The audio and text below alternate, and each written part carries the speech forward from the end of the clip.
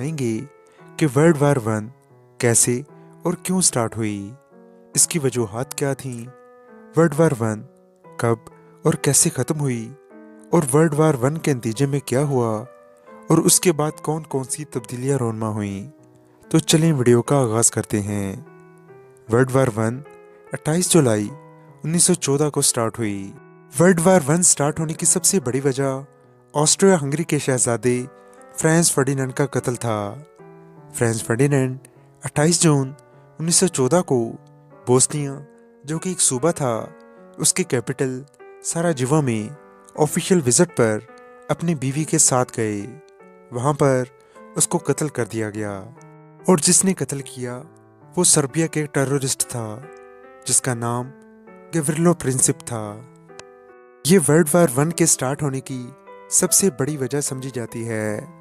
इसके अलावा चंद और वजूहात भी हैं जिसमें मिलिटरिज्म, अलाइंसेस, इंपीरियलिज्म और नेशनलिज्म वगैरह शामिल हैं। वर्ल्ड वार वन से पहले यूरोप हथियारों की दौड़ में बहुत आगे निकल चुका था। यूरोप में जदीद हथियार जैसे टैंक, मशीन गन्स और जंगी जहाज़ वगैरह शामिल थे, सब तैयार हो चुके थे। बरतानिया और जर्मनी बड़ी तेज़ी से तरक्की कर रहे थे।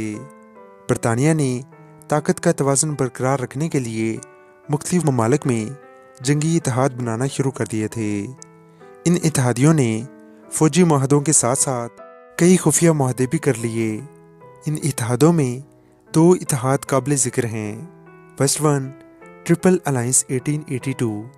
इस जंगी इत्तेहाद में जर्मनी, ऑस्ट्रिया हंगरी और इटली शामिल थे, जिसका मतलब अगर कोई भी मुल्क इन तीन मुल्कों में से किसी भी मुल्क पर हमला करेगा तो तीनों ममालिक मिलकर इसका दिफा करेंगे।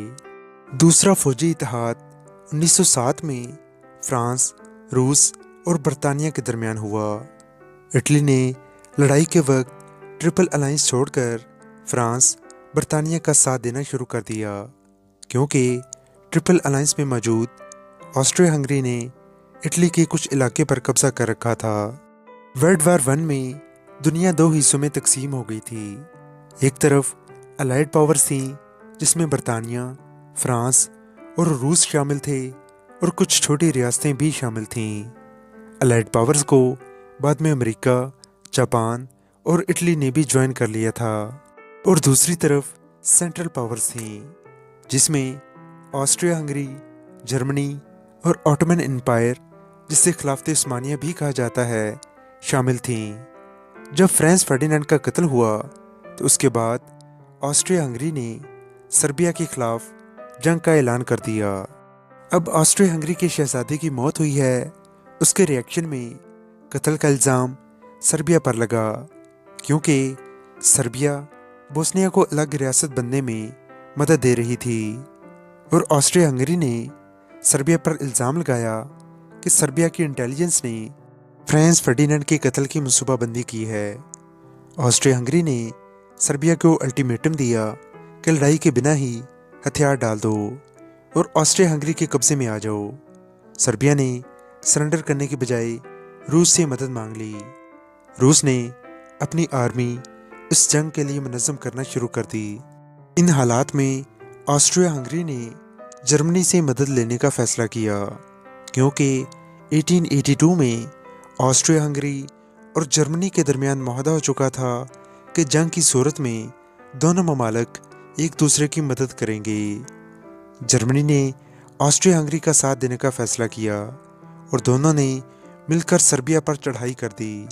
उसके फ़ौरन बाद रूस ने जर्मनी पर और फिर फ्रांस ने भी जर्मनी पर जंग का ऐलान कर दिया, क्योंकि फ्रांस और रूस के दरमियान भी जंगी मुआहदा हो चुका था। जर्मनी, ऑस्ट्रिया हंगरी और इटली में भी जंगी मुआहदा हो चुका था, मगर इसमें तय ये किया गया था कि अगर कोई मुल्क इन तीनों में से किसी एक मुल्क पर हमला करेगा तो तीनों मिलकर उसका दिफा करेंगे। लेकिन जर्मनी और ऑस्ट्रिया हंगरी ने पहले हमला किया था तो इटली ने उनका साथ देने से इनकार कर दिया। जर्मनी ने शलीफन प्लान का मंसूबा बनाया।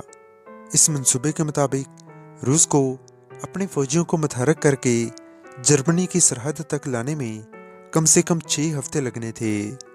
जर्मनी का मंसूबा ये था कि अपनी ज़्यादातर फौज को मगरिब की जानिब भेजकर फ्रांस को 6 हफ्तों में शिकस्त दे दी जाए। फिर इससे पहले कि रूस अपनी फौज को मुतहर्रिक करे, जर्मनी अपनी फौज को रूस की सरहद तक ले जाएगी। जर्मनी फ्रांस पर बेल्जियम की जानिब से हमला करना चाहता था। बेल्जियम ने इनकार कर दिया, जिसके नतीजे में जर्मनी ने बेल्जियम पर हमला कर दिया और फ्रांस के खिलाफ भी जंग छिड़ गई। बरतानिया ने जर्मनी के खिलाफ जंग का ऐलान कर दिया। बैटल ऑफ मेरीन शुरू हो गई। जर्मन फौज पेरिस तक पहुंच गई। फ्रांस ने उनको पीछे धकेल दिया। जर्मन फौज ने आइसन रिवर के शुमाल में खंदक खोदना शुरू कर दी। फ्रांस ने भी खंदक खोदी और ट्रेंच वार शुरू हो गई, जो अगले 4 साल तक जारी रही। वर्ल्ड वार 1 में ट्रेंचेस का बहुत इस्तेमाल किया गया। फौजी रात दिन इन्हीं ट्रेंचेस में रहते थे, यहीं खाते पीते और सोते थे, क्योंकि अगर वो उनसे बाहर निकलने की कोशिश करते तो मशीन गन का शिकार हो जाते। ट्रेंचेस ज़्यादातर फ्रांस और जर्मनी के दरमियान बनाई गईं। सेंट्रल पावर की हिमायत में उस्मानिया सल्तनत के जंगी जहाज़ों ने रूस की बंदरगाहों पर बमबारी शुरू कर दी। रूस ने उस्मानिया सल्तनत के खिलाफ जंग का ऐलान कर दिया। बरतानिया और फ्रांस गलीपुली आइसलैंड पहुंच गए। उस्मानिया सल्तनत उनको पीछे धकेलने में कामयाब हो गई।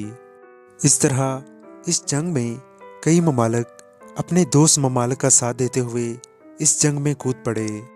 जर्मन यू बोट सबमरीन ने बरतानिया के मुसाफिर जहाज़ लुसिटेनिया को तबाह कर दिया। ये जहाज़ 18 मिनट में डूब गया। इसमें 1200 अफराद जाँ बहक हुए, जिसमें 128 अमेरिकन भी शामिल थे। अमेरिका ने कहा कि अमेरिका अगर चाहे तो जंग कर सकता है, लेकिन उन्होंने जर्मनी से बहरी हमले ख़त्म करने का मुतालबा किया, जिसे जर्मनी ने कबूल कर लिया। लेकिन बाद में जर्मनी ने बहरी हमले दोबारा शुरू कर दिए। बरतानवी और जर्मन नेवी की डेनमार्क के करीब बहरी जंग छिड़ गई। ये वर्ल्ड वार 1 की सबसे बड़ी बहरी जंग थी। बरतानिया ने समंदर का ज़्यादातर कब्ज़ा बरकरार रखा, लेकिन जर्मनी ने बरतानवी जहाज़ों को ज़्यादा नुकसान पहुंचाया। जर्मनी ने फ्रांस के शहर वर्दन पर हमला कर दिया। इस जंग में फ्रांस और जर्मनी दोनों का बहुत जानी और माली नुकसान हुआ। बरतानिया ने जर्मनी की तवज्जो वर्दन से हटाने के लिए बैटल ऑफ सोम शुरू कर दी। जर्मनी रूस के इलाकों में दाखिल हो चुका था। रूसी फौज को पीछे धकेलता जा रहा था। रूस में इंकलाब आ गया। ज़ार निकोलस की हुकूमत ख़त्म हो गई। जब रूस में बाल्शेविक्स की हुकूमत आई तो उन्होंने जंग बंदी का फ़ैसला कर लिया और जंग से पीछे हट गए। अमेरिका इस जंग में अलाइज को मुसलसल जंगी हथियार और अमदाद भेज रहा था। जर्मनी के वज़ीर ख़ारजा ने मेक्सिको को जिमरमैन टेलीग्राम के ज़रिए जंग में उसका साथ देने की दावत दी और अमेरिका के खिलाफ वर्गलाया। बदले में जर्मनी ने मेक्सिको को उसके इलाके बाजियाब करवाने में मदद करने की यकीन दहानी करवाई। जिमरमैन टेलीग्राम इंटरसेप्ट हो गया। अमेरिका को इसकी खबर हो गई और उसने जर्मनी के खिलाफ जंग का ऐलान कर दिया। इस तरह 1917 में अमेरिका भी इस जंग का हिस्सा बन गया। अमेरिका ने अपनी फ़ौज को समंदर के रास्ते जंग की तरफ भेज दिया। अमेरिका ने मगरबी महाज पर मौजूद बरतानवी फ़ौज को ज्वाइन किया। इस जंग में तकरीबन 13 लाख इंडियन फ़ौजियों ने भी हिस्सा लिया, जिसमें तकरीबन 50,000 फ़ौजी हलाक हो गए। ये इंडियन फ़ौजी मिडिल ईस्ट में बरतानिया की तरफ से लड़ते रहे, क्योंकि उस वक्त इंडिया में बरतानवी राज था। इस जंग में हलाक होने वाले फ़ौजियों की याद में इंडिया गेट भी बनाया गया। जब अमेरिका ने अपनी फ़ौज को समंदर के रास्ते जंग की तरफ भेज दिया तो जर्मनी को इसकी खबर हुई। लिहाजा जर्मनी अमेरिका के आने से पहले फ्रांस और बरतानिया को हथियार डालने पर मजबूर करना चाहता था। जर्मनी ने बैटल ऑफ सोम में اپنی فوج کی تعداد بڑھا دی اور پوری قوت کے ساتھ حملہ شروع کر دیا۔ امریکی فوج فرانس پہنچ گئی۔ الائنس نے مل کر جرمنی کے خلاف جوابی حملہ کیا، جرمنی کو پیچھے دھکیل دیا۔ سینٹرل پاورز کے کئی ممالک ٹوٹنے لگے، جس میں بلغاریہ، عثمانیہ سلطنت، آسٹریا ہنگری اور جرمنی شامل تھے۔ جرمنی نے الائنس سے جنگ بندی کا مطالبہ کیا۔ جرمنی کو اپنی فوج کم کرنے اور جنگ کے اخراجات برداشت کرنے پر مجبور کر دیا گیا۔ ورلڈ وار ون میں تقریباً 22 ملین انسانی جانیں ضائع ہوئیں، جبکہ تقریباً 23 ملین لوگ زخمی ہوئے۔ ورلڈ وار ون کے بعد بہت سے نئے ممالک نے جنم لیا، جس میں آسٹریا ہنگری، پولینڈ اور فن لینڈ وغیرہ شامل ہیں، جبکہ مڈل ایسٹ کو فرانس اور برطانیہ نے آپس میں بانٹ لیا تھا۔ ورلڈ وار ون میں بہت سی نئی ٹیکنالوجیز سامنے آئیں، جس میں ریڈیو، مشین گنز وغیرہ شامل تھیں۔ ورلڈ وار ون میں پہلی بار کوئی کیمیکل جنگی مقاصد کے لیے استعمال ہوا۔ ورلڈ وار ون کے بعد یورپ میں عورتوں کے مقابلے میں مردوں کی تعداد بہت کم رہ گئی۔